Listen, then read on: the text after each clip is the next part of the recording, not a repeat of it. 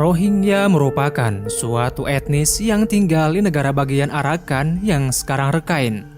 Etnis Rohingya yang berstatus minoritas yang dimana keberadaannya tidak diakui oleh negaranya, bahkan kerap kali mendapatkan diskriminasi. Status kewarganegaranya pun tidak diberikan. Dengan kata lain, etnis Rohingya adalah musuh negara. Satu-satunya cara untuk bertahan adalah melarikan diri dari negara sendiri menjadi pengungsi di negara lain. Status sebagai pengungsi adalah produk dari ketidakamanan dan ketidaknyamanan hidup di negeri sendiri yang kerap kali mendapatkan diskriminasi dari kalangan mayoritas yang membenci. Akar kebencian Burma terhadap Rohingya adalah produk politik kolonialisme Inggris. Hingga saat ini, etnis Rohingya terombang-ambing, nasib yang tidak menentu, dan konflik yang tidak kunjung usai. Siapakah sebenarnya Rohingya dan dari manakah asal mula mereka, dan kenapa Rohingya tidak diakui di negaranya sendiri? For Burma, it meant independence after a long period of domestic strife. At Downing Street, Prime Minister Attlee and Burma's Premier signed an agreement which will make Burma an independent country outside the British Commonwealth of Nations.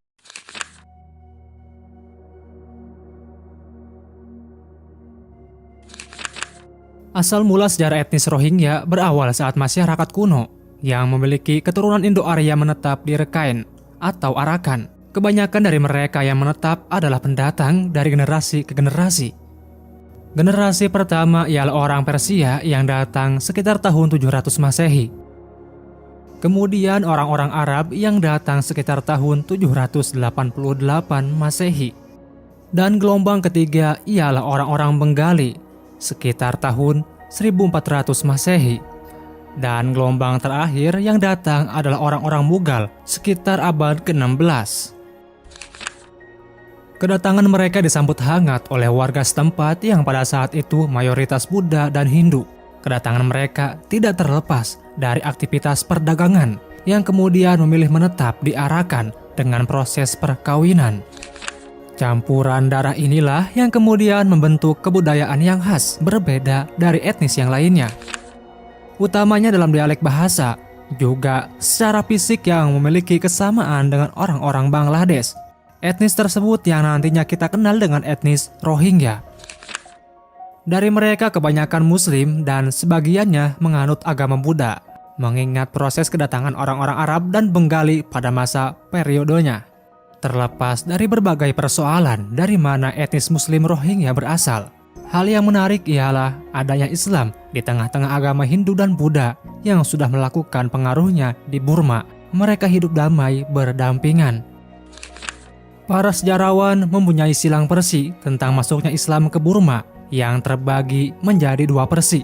Kalangan pertama menyebutkan sekitar 1055 Masehi yang dilakukan ulama dalam memperkenalkan Islam melalui jalur perdagangan saat mendarat di delta Sungai Ayayawarwadi, semenanjung Tanitari, dan daerah Arakan yang terletak di barat Burma. Versi kedua mengatakan bahwa keberadaan Islam di wilayah Arakan sudah ada sejak pada abad ke-8 Masehi oleh juru dakwah Muhammad Hanifa yang merupakan cikal bakalnya Rohingya baru.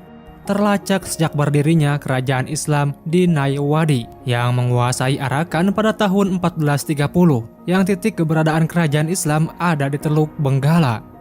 Arakan salah satu wilayah yang terdapat kerajaan yang dipimpin secara bergantian di antara tiga agama yang ada di sana, yaitu Islam, Buddha, dan Hindu.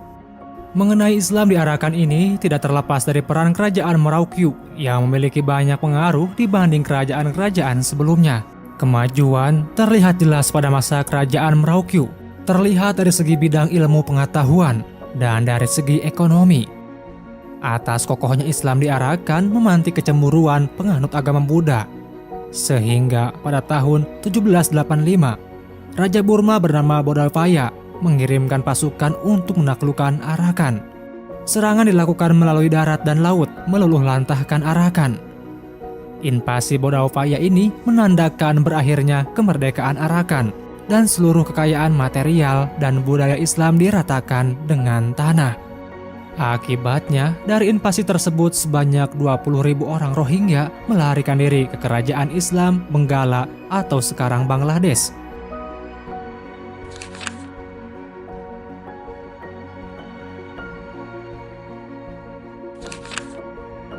Hingga pada tahun 1824, Inggris datang menginvasi Burma. Peperangan terjadi antara kedua belah pihak. Perang tersebut adalah salah satu perang termahal dalam sejarah British Indian. 15.000 tentara Eropa dan India tewas bersama dengan korban militer dan sipil Burma yang jumlahnya tidak diketahui. Perang tersebut berakhir dengan perjanjian Yandabo yang berisi kesepakatan. Di antaranya, Burma menyerahkan wilayah Arakan dan juga membayar 1 juta pound sterling kepada Inggris sebagai ganti rugi kerusakan material. Inggris berhasil menaklukkan Burma. Wilayah Arakan kosong tak berpenduduk.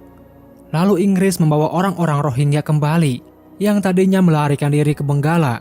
Dengan catatan, orang-orang Rohingya bukan lagi warga yang merdeka, akan tetapi hidup dalam belenggu penjajahan menjadi budak Inggris.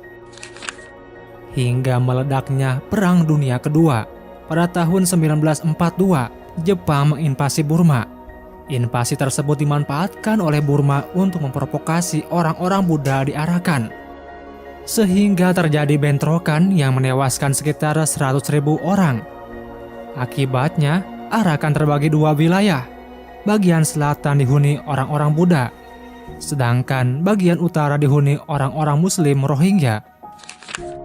Atas kehadiran Jepang, tentu Inggris tidak tinggal diam, memanfaatkan kehadiran orang-orang Muslim Rohingya untuk membantu melawan Jepang. Dengan iming-iming, Inggris akan memberikan hak otonomi atau kawasan nasional Muslim di Arakan. Tawaran tersebut diterima oleh orang-orang Muslim Rohingya. Terbentuklah V-Force. Bersamaan dengan Rohingya, Inggris berhasil menaklukkan wilayah selatan yang tadinya dihuni orang-orang Buddha. Hal tersebut membuat orang-orang Buddha penghuni wilayah selatan sangat kecewa terhadap Rohingya yang bergabung dengan Inggris. Mereka menganggap Rohingya tak ada bedanya dengan penjajah. Pada akhirnya, penghuni selatan lebih memilih bergabung dengan Burma atau BIA, Burma Independent Army. Dari sanalah awal akar keretakan hubungan Rohingya dengan orang-orang Burma. Mereka menganggap orang-orang Rohingya ialah antek-antek penjajah. Sementara kehadiran Jepang di Burma tak ada maksud lain selain untuk meminta bantuan Burma dalam Perang Pasifik dengan iming-iming hadiah kemerdekaan untuk Burma. Burma pun menerima tawaran tersebut. Namun sekali lagi orang-orang Burma sangat cerdas, selalu mencari kesempatan dalam kesempitan. Secara diam-diam, orang Burma yang tergabung BIA bekerja sama dengan Inggris untuk melawan dan mengusir kependudukan Jepang di Burma. Tawaran tersebut diterima Inggris. Sebagai imbalannya, Inggris akan memberikan kemerdekaan untuk Burma. Kini Inggris selangkah maju dibanding Jepang, di mana Inggris berhasil mendapatkan kekuatan penuh dari Rohingya V-Force dan BIA yang membelot dari Jepang. Peperangan pun terjadi. Inggris yang didukung V-Force dan BIA berhasil memulangkan Jepang dari tanah Burma. Kemenangan telak didapatkan oleh Inggris.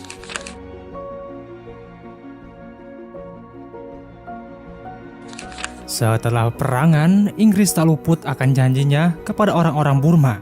Pada tahun 1947, Inggris mengumpulkan etnis-etnis yang ada di Burma, membicarakan perencanaan deklarasi kemerdekaan, terkecuali tidak dengan etnis Rohingya. Ternyata janji yang diberikan Inggris kepada Rohingya hanya janji-janji manis. Puncaknya, Januari 1948, Inggris memberikan kemerdekaan kepada Burma. Sebanyak 135 etnis diakui sebagai bagian dari Burma, terkecuali Rohingya. Kemerdekaan Burma merupakan tragedi memilukan bagi etnis Rohingya. Pasalnya, pasca kemerdekaan Burma, keberadaan Rohingya begitu tragis karena mereka tidak dianggap sebagai warga negara. Rohingya dianggap sebagai imigran ilegal dari Benggala, meskipun banyak dari mereka yang berasal dari Burma sejak berabad-abad yang lalu. Persoalan ini kemudian tambah runyam dengan berbagai serangkaian tragedi yang terjadi kepada etnis Muslim Rohingya. Mereka mendapatkan diskriminasi, pembunuhan, pemerkosaan, dan tindakan keji yang kurang wajar lainnya. Hal ini menunjukkan bahwa apa yang dilakukan pemerintahan Myanmar sangat berdampak pada kehidupan etnis Muslim Rohingya. Artinya kemerdekaan hanya dimiliki penganut Buddha yang menjadi mayoritas. Keadaan kian memanas ketika etnis Muslim Rohingya menuntut hak-hak mereka sebagai bagian dari warga negara Myanmar. Alhasil etnis Rohingya membentuk satu kelompok perlawanan untuk memperjuangkan hak-hak mereka. Namun perlawanan yang dilakukan secara tidak langsung menambah pilu keberadaan mereka. Alasan perlawanan sangat masuk akal ketika mereka ingin diakui keberadaannya. Mengingat mereka bermukim sudah berlangsung lama, berabad-abad, jauh sebelum kolonialisme Inggris ada. Terlebih pada kebijakan Burmanisasi setelah kudeta 1962, perebutan kekuasaan oleh militer. Peran militer sangat berimbas pada diskriminasi terhadap etnis minoritas. Diskriminasi semakin masif dan berujung pada tersingkirnya etnis Rohingya. Kebijakan ini merupakan isu etnis sekaligus isu agama yang mengandung unsur politis masa lalu yang dihadirkan kembali untuk menjungkal etnis Muslim Rohingya di berbagai sektor. Kebijakan Burmanisasi sebagai bentuk marginalisasi pada orang-orang Muslim Rohingya yang melahirkan kebijakan yang mendiskriminasi kelompok Muslim. Akses-akses orang Muslim Rohingya dibatasi dari berbagai aspek, diantaranya hak pindah, urusan nikah, sampai pada ranah pekerjaan, yang dimana orang Muslim Rohingya bisa mendapatkan akses tersebut dengan syarat orang-orang Muslim Rohingya harus membayar pungli, suatu kebijakan yang dibuat pemerintahan, di mana uang yang mereka serahkan harus sesuai dengan yang diinginkan pemerintah. Pada aspek lainnya, setiap keluarga hanya boleh memiliki 2 anak. Setiap keluarga yang akan melahirkan anak ketiga harus menggugurkan kandungannya. Secara tidak langsung, kebijakan tersebut membunuh anak yang masih bayi. Kebijakan tersebut tidak dibarengi dengan adanya keluarga berencana yang seharusnya bisa menangani persoalan. Akar dari konflik ini sebenarnya tertanam sejak lama. Kecemburuan orang-orang Burma terhadap orang-orang Rohingya pada saat kolonialisme Inggris. Penganut Buddha yang merasa dirinya tersingkir di masa lalu, yang kemudian melahirkan kecemburuan terhadap etnis Muslim Rohingya yang berdampak pada diskriminasi dengan menekan Muslim dari berbagai sektor, pembatasan akses seperti kesehatan dan pendidikan, dan banyak bentuk diskriminasi lainnya seperti pembunuhan, pemerkosaan, ataupun pengusiran karena mereka tidak diakui secara aklimasi oleh pemerintah Myanmar.